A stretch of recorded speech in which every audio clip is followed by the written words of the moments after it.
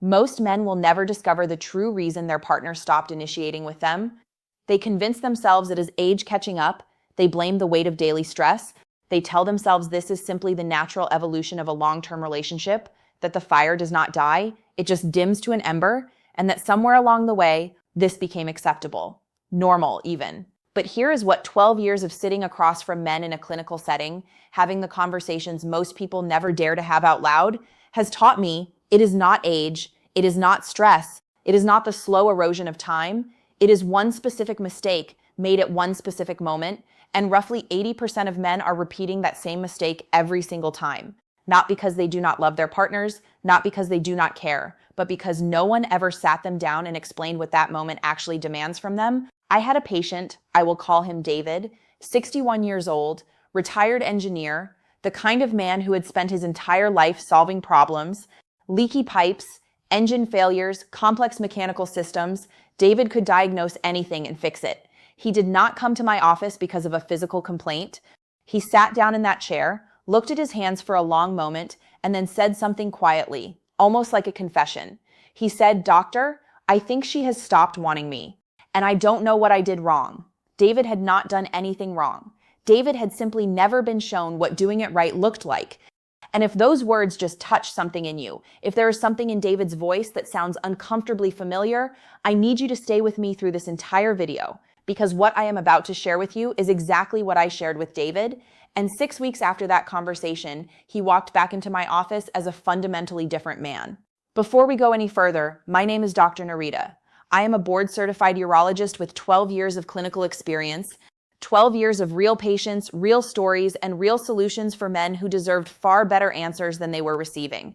If this channel is new to you, subscribe right now, because the conversations we have in this space are the ones most physicians are too overbooked and too rushed to sit down and have. And drop a comment below. Tell me where in the world you are watching from right now. I genuinely want to know who is in this room with me today. Now let us get into what David was missing, and what you can begin doing differently starting tonight. Why most men get this fundamentally wrong. The female body and the male body do not speak the same language when it comes to intimacy. And I do not mean that in an emotional or philosophical sense. I mean it in a neurological sense, a physiological sense, at the level of the nervous system itself. A man's arousal pathway is fast. It responds to physical stimulation almost instantly. It is built for urgency, for immediacy. A woman's arousal pathway is the opposite. It is sequential. It is neurological before it ever becomes physical. And it requires a specific set of internal and external conditions to unfold the way it was designed to. When those conditions are present, the experience that follows is one neither partner ever forgets. When those conditions are absent, something else happens, something slower and quieter.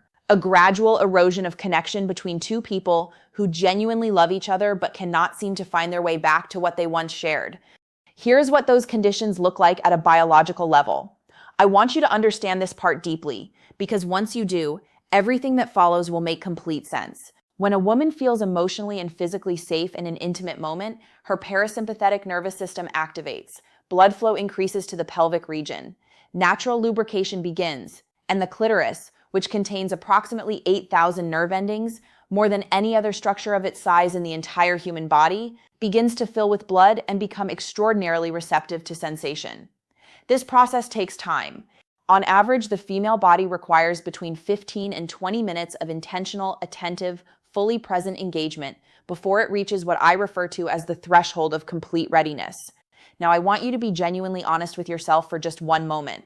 Are you giving her 15 to 20 minutes? Or are you giving her 5 and then wondering in the back of your mind why the experience never quite reaches the depth that you both remember it once could? That gap between what her body biologically requires and what it is actually receiving is not a gap in desire. It is a gap in sequencing. And sequencing is something every single man in this room is capable of learning. So let me teach you exactly how. The 3-phase method I gave David, what I am about to walk you through, is something I have been developing and refining with patients over many years. I call it the 3-phase resonance method. The reason I chose the word resonance is entirely deliberate, because what you are working to create here is not merely physical contact. It is synchronization. Two bodies finding the same frequency, the same rhythm, the same pulse. And like any form of resonance, it requires patience, precision, and a genuine willingness to listen before you lead. There are 3 phases: I need you to understand all three of them, because skipping even one of them is precisely how David ended up in my office staring at his hands. Phase 1. The awakening. The first phase is what I call the awakening. This is the phase that almost no one ever discusses, and almost every man rushes straight past it. The awakening is everything that unfolds in the first 5 minutes, and those 5 minutes are the most important of the entire experience. I want you to picture this. Imagine you have been given tickets to see your favorite piece of music performed live. You arrive at the concert hall. The musicians are already on stage, and before a single note is played, they take time to tune their instruments, quietly, methodically, each string and key carefully brought into harmony with the others. You could skip the tuning. The musicians could walk out and begin playing the moment the curtain rose. But you would hear it, something slightly misaligned, something that never quite resolves into what it had the potential to become. The awakening is the tuning. During this phase, your only responsibility is to make your partner feel noticed, not consumed. That distinction carries enormous weight. Noticing means you are genuinely attuned to her breath, her responses, the subtle language her body is communicating to yours. You are not moving toward a destination.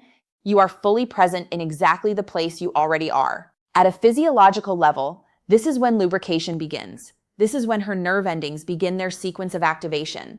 Bypassing this phase does not merely diminish her pleasure, it causes real, measurable physical discomfort. Tissue that has not been properly prepared experiences friction as pain rather than pleasure. I see the clinical consequences of this more often than most people would imagine. Women experiencing recurring discomfort during intimacy with no clear explanation for it. Partners who begin slowly withdrawing without being able to put into words why. The source is almost always the same, a phase that was skipped because no one ever explained why it mattered. Give her the awakening, minimum 5 minutes. Move slower than feels instinctive to you. Breathe. Be completely in the room. This phase does not belong to you, it belongs to her. And when you give it to her fully and without reservation, what you receive in return will make every second of it worth it. Phase 2. The ascent. Now here is where most men make their second mistake, and this one is more subtle than the first, which is precisely why it causes so much damage over time. As your partner begins to respond, as her breathing deepens and her body begins moving toward yours, every instinct you possess will tell you to accelerate. She is more responsive, more present, more engaged. So the natural impulse is to match that rising energy and push toward the conclusion while the momentum is building. That impulse is wrong. And understanding exactly why it is wrong is what separates the men who consistently and deeply satisfy their partners from the men who consistently leave them somewhere just short of where they needed to arrive. What this second phase requires is not speed. It requires contrast. I call this phase the ascent, and it is built entirely around one core principle. The brain experiences pleasure most intensely at the moment of contrast, not at the moment of constant escalation. Deep movement followed by shallow movement. Moments of complete stillness followed by a slow, resumed rhythm. Intensity followed by gentleness. The pause before the note is what gives that note its power. The breath before the word is what makes the word land. This is not instinct. This is neurological precision. And it is a skill you can develop until it becomes as natural and automatic as breathing itself. The ascent can last anywhere from 5 to 15 minutes, depending on your partner, on the particular day, on what she has carried emotionally into that moment with her. And during this phase, I want to give you one specific tool, something that requires nothing, costs nothing, works the very first time you use it, your breath. When you breathe in short, shallow bursts during intimacy, your sympathetic nervous system activates, heart rate climbs, adrenaline surges. Your body reads these signals as urgency, and your ejaculatory response follows that urgency, whether or not you consciously intend it to. This is the precise physiological mechanism behind losing control sooner than you want to. It is not a failure of willpower or mental strength. It is a nervous system responding exactly as it was designed to respond to the signals it is being given. The correction is specific and learnable. Inhale slowly through your nose for 4 seconds. Hold for 2 seconds. Exhale gently through your mouth for 6 seconds. Do this the moment you feel the pace accelerating beyond where you want it. Within 30 seconds, this breathing pattern activates your parasympathetic nervous system, the branch responsible for calm, presence, and sustained physical control. Your heart rate drops, the urgency settles, and you return to being the one who is directing the experience rather than being swept along by it. I have been recommending this breathing protocol to patients for years. The response I receive is consistent. It works. It is completely free. It requires no prescription, no supplement, no device, and no overnight delivery. And unlike many of the things men find themselves searching for online at 3 in the morning, it carries no side effects, only a richer, more connected experience for both of you. Control your breath. You control the moment. You lead the ascent rather than being pulled through it. Phase 3, the resonance. Now we arrive at the third phase. And I want you to approach this one differently from the first two, because this phase is not something you do. It is something that happens naturally when you have done the first two with full intention and complete presence. I call it the resonance. This is the phase that most people mistakenly think of as the goal. But here is the truth. If the awakening and the ascent have been honored fully, phase 3 does not require effort or technique. It arrives for both of you at the same moment in a way that is completely unmistakable. During resonance, the rhythm you have built together intensifies on its own. Her body leads you through movement, through sound, through the way she responds to every subtle variation in tempo and pressure. You are not performing at this stage. You are listening with your entire body and responding to what you feel and hear. You are not chasing anything. You are arriving somewhere together. And here's what I need every man watching this to understand about what happens emotionally during this phase. When a woman has been led to this point through patience and undivided attention, when she has moved through the awakening and the ascent with a partner who is completely present for both, what she feels during resonance is not only physical pleasure, she feels valued, she feels truly seen, she feels deliberately chosen, not because of anything you said, because of what your presence communicated without a single word ever being spoken. That feeling does not disappear when the experience ends. It becomes a memory her body carries forward. It becomes the reason she reaches for you first. It becomes the invisible, resilient thread of connection that holds firm through everything else life brings. The stress, the years, the ordinary days that quietly accumulate into a life built together. That is what David rediscovered. Not a technique, a connection he had convinced himself was permanently gone. The technique was simply the door that allowed him back in. What about lasting long enough? Now I want to address something I know is forming in your mind right now because I hear a version of it from patients in nearly every consultation. Dr. Nerita, what about lasting long enough to move through all three phases? What if control has always been a challenge for me? Here is my honest clinical answer. Duration without technique is far less powerful than most men believe. I have sat across from men who were completely convinced that lasting longer was the entire solution, and they were genuinely surprised when I told them that 20 minutes of present, sequent, rhythmically intentional intimacy will produce a far more complete experience for a woman than an hour of mechanical repetition without structure or attunement. Technique is the primary variable. Duration supports it, but technique always comes first. That said, if you are experiencing persistent difficulty with ejaculatory control that does not respond to the breathing protocol and rhythm adjustments, that is a conversation genuinely worth having directly with a urologist. Factors including blood pressure, testosterone levels, vascular health, and chronic stress can all significantly impact ejaculatory function. And there are highly effective medical options available today. There is no shame in making that appointment.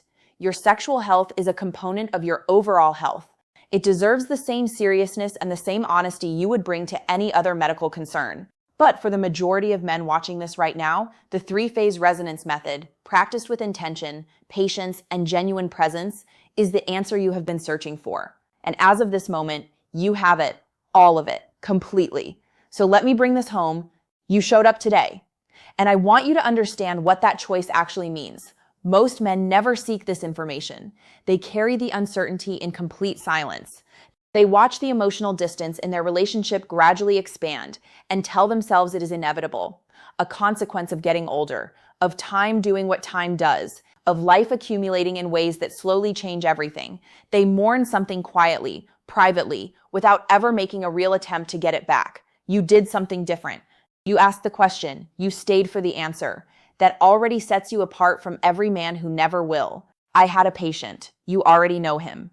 David, 61 years old, retired engineer, the man who could solve anything except the one thing he was most afraid to look at directly. He came into my office carrying defeat. He left with a method, a breathing protocol, and something more meaningful than either of those things. He left with the understanding that what he had assumed was permanently lost had never actually gone anywhere. It had simply been waiting patiently for him to learn how to reach for it again. 6 weeks later, he walked back through my door. He did not say much. He did not need to. The way he moved, the way he held himself, that said everything. That is what is available to you right now. Not just a better single experience, a restored connection that deepens over time, a relationship that grows richer rather than fading, a version of yourself that your partner remembers choosing and keeps choosing again and again. Age does not take this from you. Inattention does. And attention, as of today, is something you have made the deliberate choice to bring back. If this conversation gave you something real, a moment of genuine recognition, a technique you will put into practice tonight, or simply the feeling that someone finally spoke to you honestly about something that truly matters, please give this video a like. It takes 1 second, and it helps this conversation find the men who need it most. Share it with someone in your life who would benefit from hearing it. And if you are not yet part of this community, subscribe now, because every week I bring you the kind of honest, clinical, deeply human conversations about men's health that 12 years in this field has taught me most men urgently need and almost never receive. I am Dr. Nerita, and the most important thing I want you to carry out of this video today is not the 3-phase method. It is this. You are not David sitting in my office staring at his hands. You are David 6 weeks later, walking back through that door with something restored, something that was always yours, something that was simply waiting for you to learn how to reach for it again. Go be that man tonight. I will see you in the next video.